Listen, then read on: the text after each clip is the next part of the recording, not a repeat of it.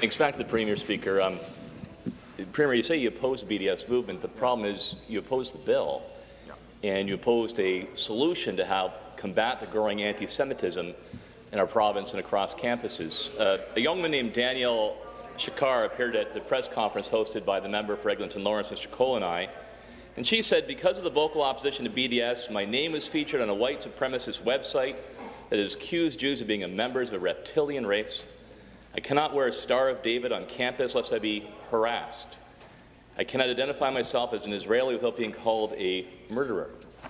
She says wherever BDS motions are passed, violent anti-Semitism follows. Surely it's time to take a stand.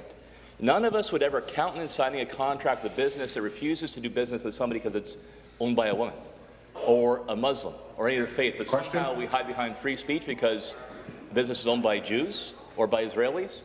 Premier, let's do the right thing. Join President Obama, American legislatures, Prime Minister Cameron, and fight back against BDS.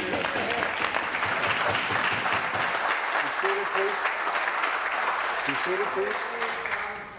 Thank you. Premier.